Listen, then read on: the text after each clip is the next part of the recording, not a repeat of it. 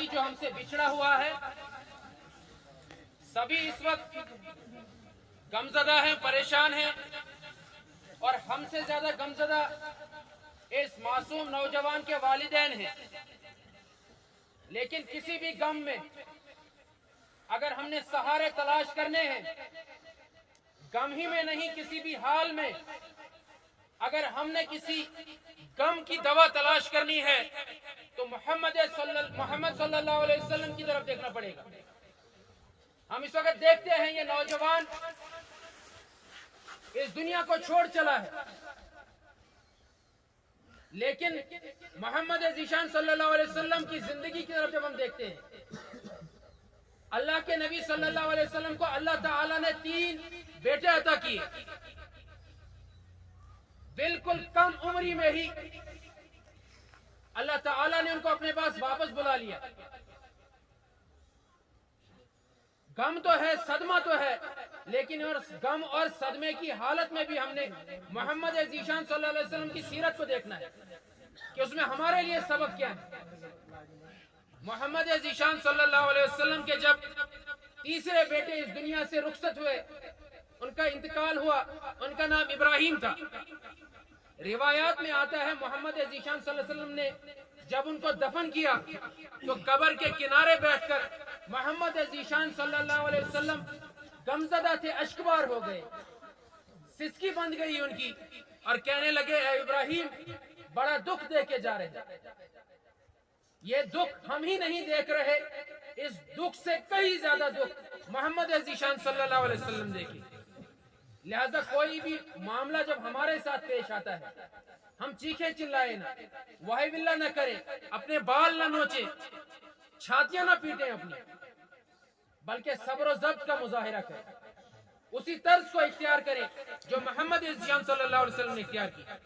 اس حال میں کہ حضرت حسین رضی اللہ تعالیٰ عنہ جب میدان کارزار میں ان کے چھوٹے سے 2 سال کے بچے کو جب تیر آ کے گردن میں لگتا ہے، گردن کے آر پار ہو جاتا ہے، حضرت حسین رضی اللہ تعالیٰ عنہ اس کا وہ خون اپنے ہاتھوں میں پکڑتے ہیں، آسمان کی طرف پھینکتے ہیں اور کہتے ہیں اے اللہ اگر تو اس حال میں بھی مجھ سے راضی ہے تو میں خوش قسمت ہوں۔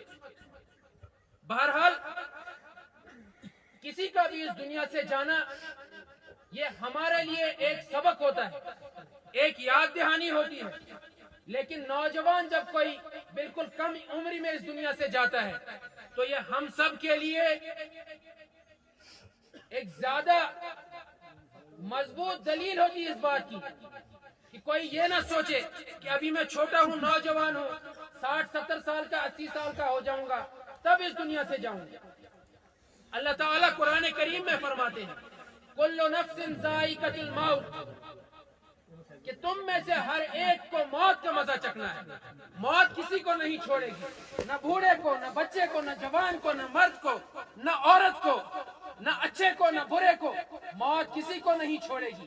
پھر جب یہاں سے تم پلٹ کر جاؤ گے، میدان سجے گا، قیامت کا سزا اور جزا کا دن ہوگا۔ لیکن مسئلہ یہ ہے کہ یہ موت آج ہمیں اپنی موت بھی یاد دلانی چاہیے۔ ہمیں یہ یاد ہونا چاہیے کہ ہم میں سے ہر ایک نہ ایک دن اسی بے بسی کے عالم میں ہوگا۔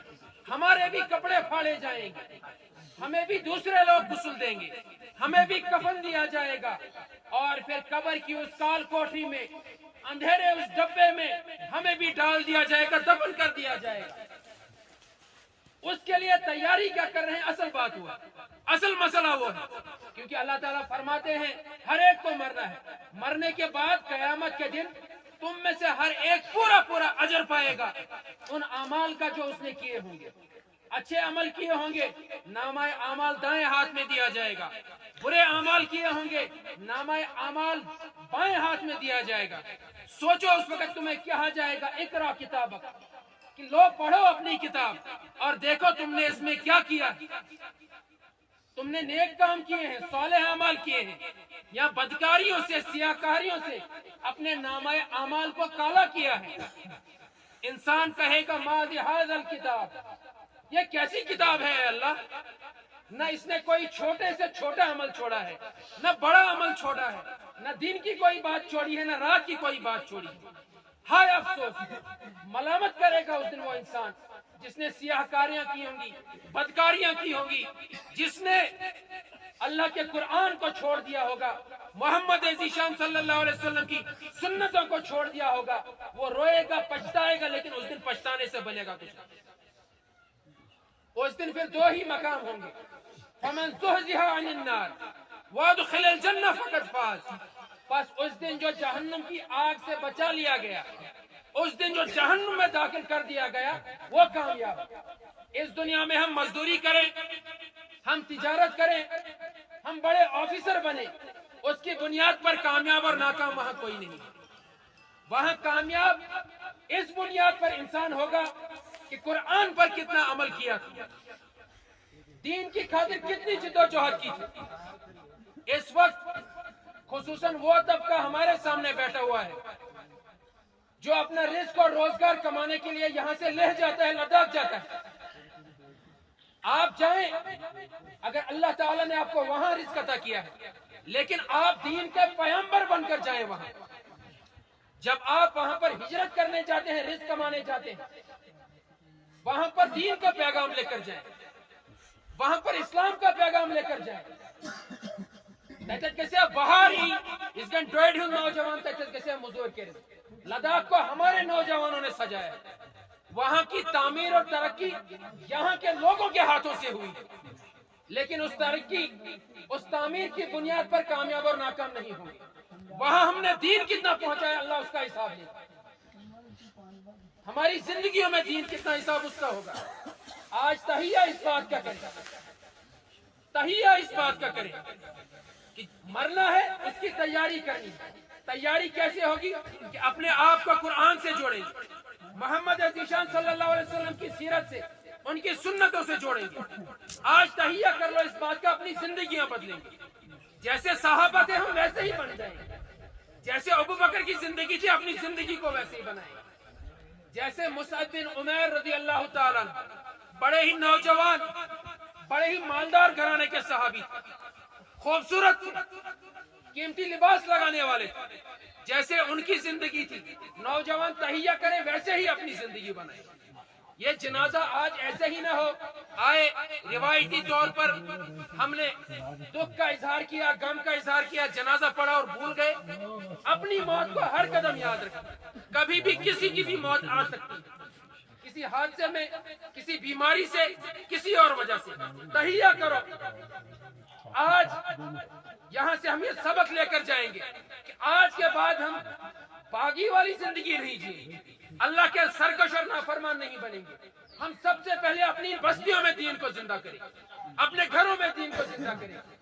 دور فتن کے لیے آخری بات عرض کرتے چلیں، محمد ذیشان صلی اللہ علیہ وسلم نے صحابہ سے فرمایا، لوگوں اس وقت تمہارا کیا حال ہوگا جب تمہاری عورتیں سرکش ہو جائیں گی، باغی ہو جائیں گی، اور تمہارے نوجوان بدچلن ہو جائیں گے۔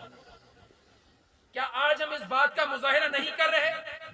خواتین سرکش ہو چکی ہیں، باغی ہو چکی ہیں، اور نوجوان بدچلن ہو چکے ہیں۔ ان میں حیا باقی نہیں، ان میں ادب باقی نہیں، ان میں اخلاق باقی نہیں۔ صحابہ نے کہا، اے اللہ کے نبی صلی اللہ علیہ وسلم، کیا ایسا بھی ہوگا؟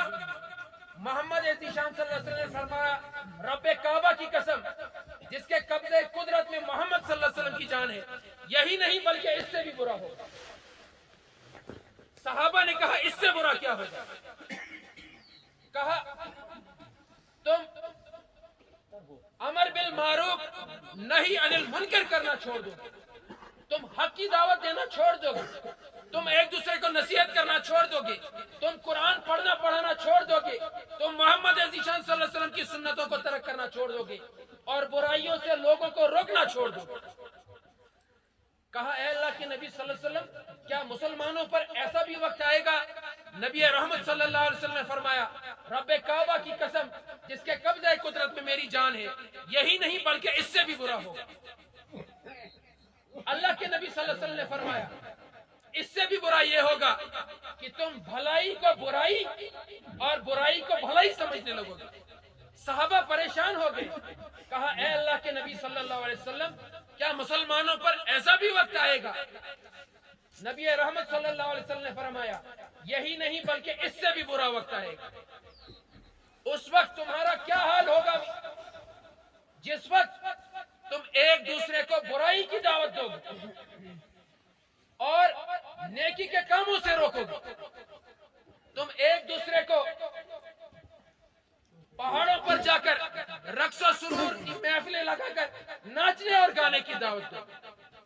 تم شادیوں میں ایک دوسرے کو بلاؤ گے، وہاں قرآن نہیں پڑھو گے، وہاں تم دعا نہیں کرو گے، بلکہ وہاں پر موسیقی کی محفلیں لگاؤ گے، ناچ گانے سے اپنے گھروں کے ماحول کو مزین کرنے کی کوشش کرو گے۔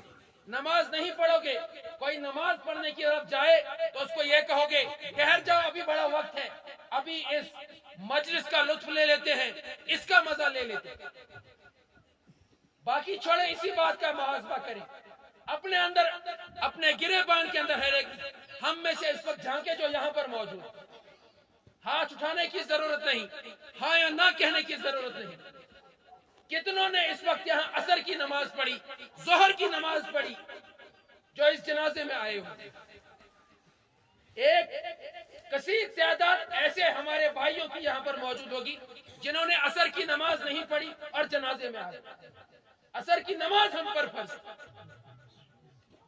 اللہ کے نبی صلی اللہ علیہ وسلم کا احسان ہے، انہوں نے فتنوں سے ہمیں خبردار کر دیا، آگاہ کر دیا، لہذا ابھی بھی وقت ہے، آسمان سے عذاب نہیں اتر رہا، اللہ کی رحمت اس کے غضب پہ ابھی بھی غالب ہے، لہذا آج تہیہ کرے، اپنی زندگیوں کو بدلے، مومن بنے، مسلمان بنے، ایسے بنے کہ آسمان کے فرشتے بھی جب ہمیں دیکھیں تو رشک کی نگاہوں سے دیکھیں۔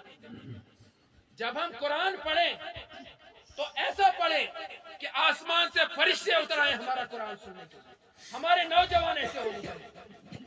ایک صحابی تھے، صحابی رسول اسید بن حضیر رضی اللہ تعالیٰ، رات کو بیٹھے ہوئے تھے، منظر کافی حسین تھا، سوچنے لگے اس رات کو میں کیسے اور زیادہ خوبصورت کروں، حسین کر دوں، تو انہوں نے قرآن کی تلاوت کرنا شروع کر دیا۔ وہ قرآن پڑھنے لگے، پاس میں ان کا چارپائی پہ بیٹا لیٹا ہوا تھا، ساتھ ہی گھوڑا بندھا ہوا تھا، وہ گھوڑا بدکنے لگا، چھلانگیں مارنے لگا، وہ خاموش ہو گئے، پھر سے تلاوت کرنے لگے، پھر سے گھوڑا بدکنے لگا، ٹھہر گئے، رک گئے، جیسے ہی وہ تلاوت کرتے گھوڑا چھلانگنے مارنے لگ جاتا۔ صبح اللہ کے نبی صلی اللہ علیہ وسلم کے پاس گئے، واقعہ ان سے بیان کیا۔ اللہ کے نبی صلی اللہ علیہ وسلم نے کہا آسمان کے فرشتے تمہاری تلاوت سننے کے لیے آسمان سے زمین پر اتر آئے تھے، اگر تم صبح تک ایسے ہی تلاوت کرتے تو بستی میں رہنے والے لوگ ان فرشتوں کو دیکھتے۔ آج ہمیں قرآن پڑھنا ہی نہیں آتا، ہم قرآن کو پڑھتے ہی نہیں، قرآن کو سیکھتے ہی نہیں۔ تہیہ کریں، اسید بن حضیر کے نقش قدم پہ چلیں۔ محمد ذیشان صلی اللہ علیہ وسلم جب عرش پہ گئے، جنتوں کی سیر کرنے لگے تو وہاں پر ایک صحابی کی، اپنے ساتھی کی قرآن کی تلاوت سنتے۔ ہم ان کے نقش قدم پہ چلنے والے بنے، تہیہ کریں۔ آج ہم اپنی زندگیوں کو بدلنے کا وعدہ اپنے رب سے کریں۔ غفلت میں زندگی کو نہیں گزاریں گے، کیا پتا کب ٹھاٹھ پڑا رہ جائے گا، جب لاد چلے گا بنجارا۔ جگہ جی لگانے کی دنیا نہیں ہے، یہ عبرت کی جا ہے، تماشا نہیں ہے۔ ملے خاک میں اہل شاں کیسے کیسے، مٹے نامیوں کے نشان کیسے کیسے، زمیں کھا گئی نوجوان کیسے کیسے۔ یہی تجھ کو دن ہے رہوں سب سے اعلیٰ، وہ زینت نرالی، وہ فیشن نرالا، جیا کرتا ہے کیا یہی مرنے والا۔ تجھے پہلے بچپن نے برسوں کھلایا، جوانی نے پھر تجھ کو مجنون بنایا۔ اجل تیرا کر دے گی بالکل صفایا، جگہ جی لگانے کی دنیا نہیں ہے، یہ عبرت کی جا ہے، تماشا نہیں ہے۔ وآخر دعوانا ان الحمدللہ رب العالمین۔